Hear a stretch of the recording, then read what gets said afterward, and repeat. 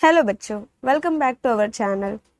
In this lecture, we will solve chapter number 14 Algebraic Formulae Expansion of Squares. इस chapter का हम practice set 52 इस lecture में solve करेंगे। अगर बच्चों वीडियो पसंद आए तो वीडियो को लाइक करिए, चैनल को सब्सक्राइब करिए। ऐसा मैं हमेशा अपने हर वीडियो में बोलती हूँ, लेकिन कोई भी बच्चा वीडियो को लाइक भी नहीं करता। इवन चैनल का सब्सक्राइबर्स तो इंक्रीज ही नहीं हो रहे बहुत टाइम से। तो मुझे समझ में नहीं आता है कि वीडियोस आपको पसंद आ रही है या नहीं पसंद आ रही।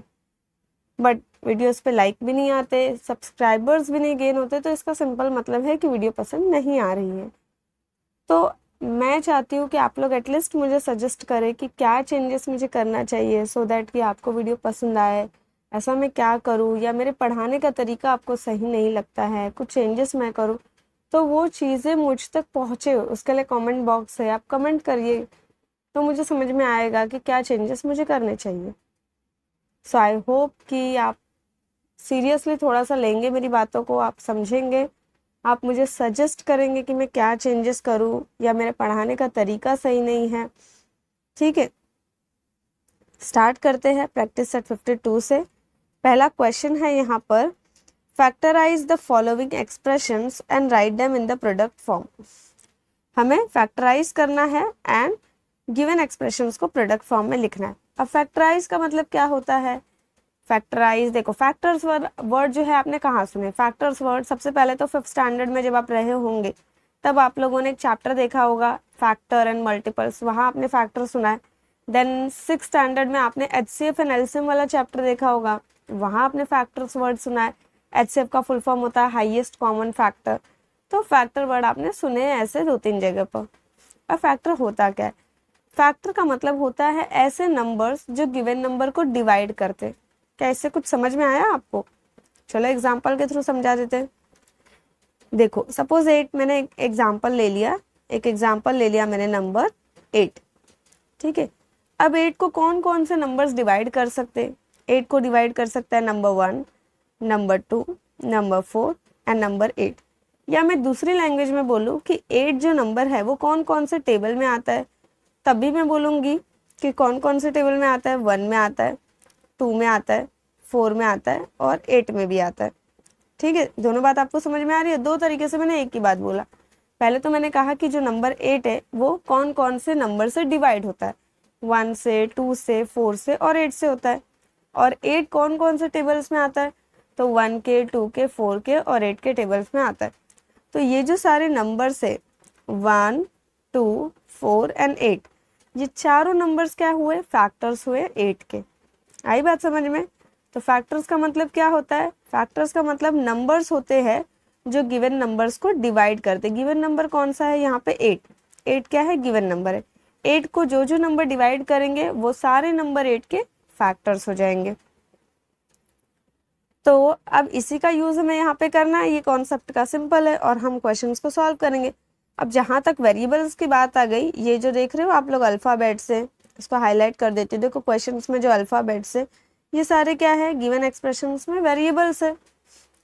अब वेरिएबल्स को कौन कौन डिवाइड कर सकता है? तो वेरिएबल a क्यूब को a ही डिवाइड करेगा, b स्क्वायर को b डिवाइड करेगा। तो बस हमें क्या करना है? प्रोडक्ट्स में लिखना है। ठीक है, नाउ अब हम फर्स्ट वाला क्वेश्चन सॉल्व करेंगे। यहाँ पर पहला वाला क्वेश्चन हम सॉल्व करेंगे 201 a क्यूब b स्क्वायर। तो 201 को हमें क्या करना होगा? फैक्टराइज करना होगा। फैक्टराइज का सिंपल मतलब होता है कि जो भी गिवन एक्सप्रेशन है उसको हम प्रोडक्ट फॉर्म में लिखेंगे। लेकिन प्रोडक्ट फॉर्म में तो हम उन्हीं नंबर्स को ले सकते हैं जो गिवन नंबर्स को डिवाइड करें, मतलब उन नंबर्स का फैक्टर्स हमें यूज करना है। 201 के फैक्टर्स हमें यूज करने हैं। 201 को फैक्टराइज करना है, मतलब कि डिवाइड करेंगे हम और प्रोडक्ट फॉर्म में लिख देंगे। तो 201 जो है वो कौन कौन से नंबर से डिवाइड होगा? देखो डिविजिबिलिटी टेस्ट आप लोगों ने पढ़ा है, 2, 3, 4, 5, 6, इन सबका डिविजिबिलिटी टेस्ट आपने पढ़ा है 6th में।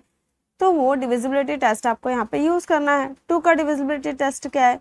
जब यूनिट प्लेस पे किसी भी नंबर का जो यूनिट प्लेस होता है, यानी कि जो लास्ट वाला डिजिट है वो अगर 2 या फिर मल्टीपल ऑफ 2 हो, इवन नंबर्स हो, सपोज इवन नंबर्स हो, तो वो नंबर 2 से डिविजिबल होता है। तो क्या यहाँ पे 201 का यूनिट प्लेस इवन डिजिट है?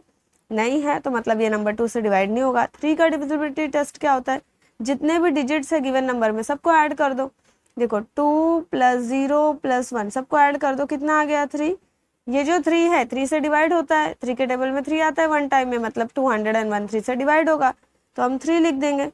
अब 3 के टेबल में 20 नहीं आता लेकिन 18 आता है, 3 6 18 लिख दिया। 20 में से 18 सब्ट्रैक्ट करो, रिमाइंडर 2 आएगा। 2 और ये जो लास्ट वाला यूनिट प्लेस वाला 1 है, ये वाला डिजिट 21 नंबर बन गया। सो 3 7 होता है 21।